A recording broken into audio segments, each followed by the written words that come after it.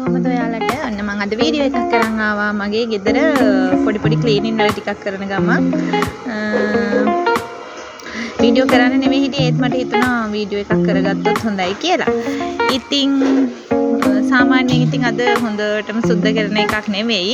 සාමාන්‍ය පරිදි ඉතින් සිංක් එක වටේ කොහොමත් සතියකට විතර සැරයක් සුද්ධ කරගන්නම වෙනවා. මොකද අපි ඉඳුල් හොදනවා, ඉඳුල් භාජන හොදනවා. ඉතින් ඒ හින්දා මම හිතුවා මේ ක්ලීන් කරන වීඩියෝ එකයි පොඩි වැඩ ගොඩාක් අද කරන්න තියෙනවා. ඒ ටිකයි ඔක්කොම එකට එකතු කරලා වීඩියෝ එකක් කරන්න ඕනේ කියලා. ඉතින් මේ විදිහට සිංක් එක වටේ හොඳට ක්ලීන් කරලා මට කුස්සිය නිතරම ක්ලීන්ව තියෙන්න ඕනේ. මේ එහෙම නැත්නම් ඉන්න වැඩ කරන්න හරි අමාරුයි. අනිත් දැන් කොහොම වුණත් කුස්සිය මගේ කාමරේ ඒ ටික මට හොඳට ක්ලීන් කරගන්න ඕනේ. මම මේ විදිහට වීඩියෝ කරනකොට මට මාය මේවා බලනකොට මට වැඩ කරන්න හිතෙනවා. ඉතින් ඒ හින්දා මම හිතනවා ඔයාලටත් එහෙම මොටිවේෂනල් එකක් වෙයි කියලා මේ වීඩියෝ එක. ඉතින් එකතු වෙලා තියෙන භාජන, ඉඳුල් භාජන ඔයාලා දන්නවා මම දරලිපේ තමයි ගොඩක් උයන්නේ.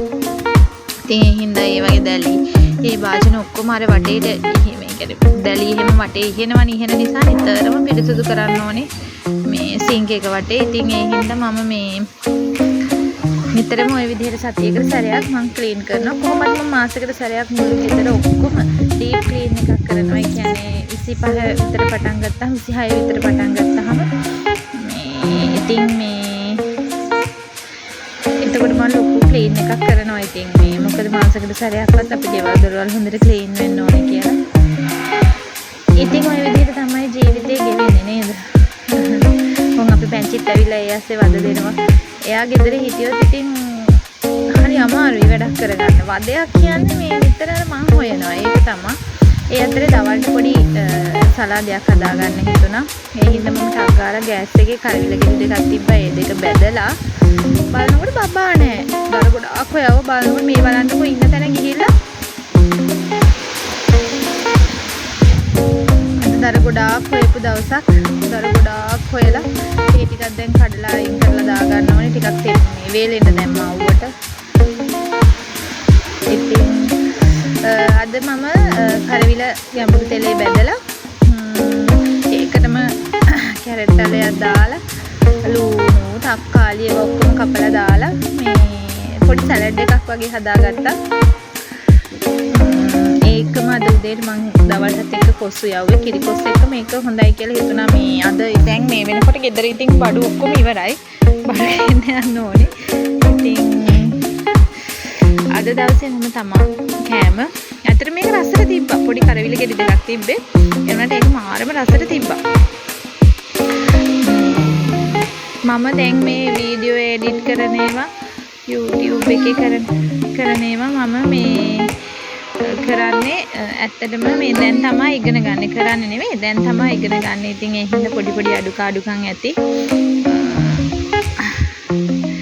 අපි බලමු කොහොම හරි ඉස්සරහට මම ඒ වෙනුවෙන් වෙලාවක් වෙන් කරගෙන මම ඇත්තටම ඉගෙන ගන්නම් කියලා ඉන්නේ වීඩියෝ එඩිට් කරන ඒවා YouTube එකේ තියෙන අඩුපාඩු.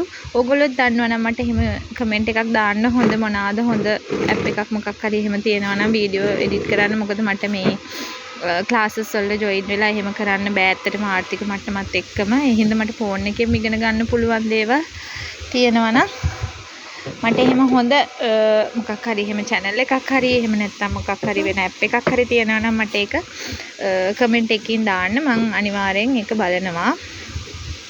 කරවිල ඇටි ටික මම පැලවෙන්න දාන්න තිබ්බා.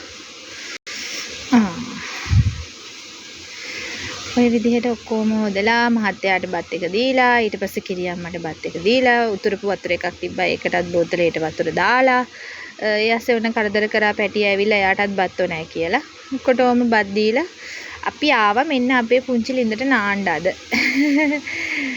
හොඳට අවුව වැටෙන දවසක් හින්දා අද අපි නාන්න ආවා. ඉතින් මේ වෙනකොට නම් හයියෙන් වහින. හැබැයි මේ වීඩියෝ එක ගත්තේ මම දැන් සතියකට කලින්. එතකොට නම් හොඳටම මේ පායලා හොඳට අවුව තිබ්බා. මේ වටපිටාව ටිකක් අර කුඹුරක් මේ වගා කරන්නේ නැහැ. ටිකක් අර මේ අඳුරුයි කියන්නේ අර මේ කැලෑව වගේ. ඉතින් ඒ වුණාට මේ බලන්නකො වතුර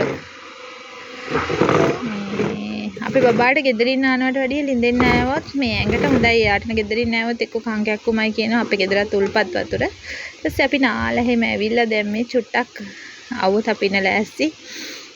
බබත් නෑවුවා.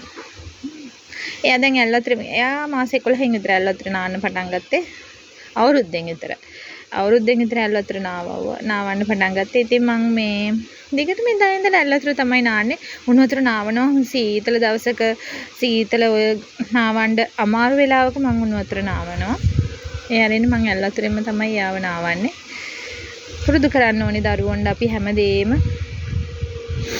එහෙම නැත්තම් කවදා හරි දවසක එයාලම තමයි දුක් විඳින්නේ. අපි නෙවෙයි එයාලම දුක් විඳින්නේ. ඉතින් ඒ හින්දා මම ගොඩක් වෙලාවට දුවට හැමදේම පුරුදු කරනවා. දැන් ඔයාලා වුණත් හිතන්නේ නැති අද කොසුයි කරවිලයි තිබ්බේ. මම ඒ දෙකත් එක්ක තමයි බබාට කැව්වේ. හැමදාම මස් මාළුම ඕනි. එයා කැමතිම දේ ඕනි කියලා මම එහෙම හදන්නේ. මම බොහොම සරල විදිහට ජීවත් වෙන කෙනෙක්. ඉතින් ඒ හින්දා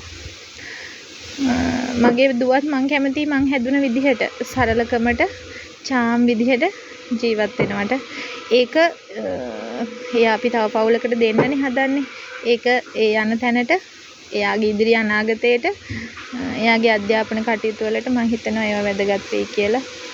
හොඳ ගැහැණු දරුවෙක් බිහි කරන්න මට පුළුවන් වෙයි කියලා හිතනවා. මම මේ උත්සාහයක් දරන්නේ ඒකට. ගැහැණු දරුවෙක් විතරක් නෙවෙයි පිරිමි දරුවොත් එහෙමයි.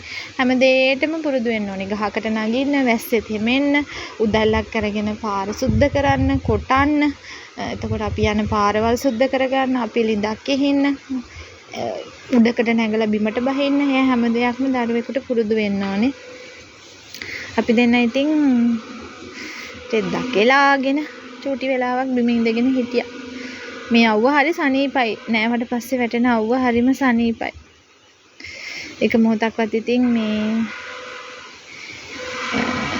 එක විදිහකට ඉන්න පුළුවන් දරුවෙක් නන් නෙවෙයි මෙයා.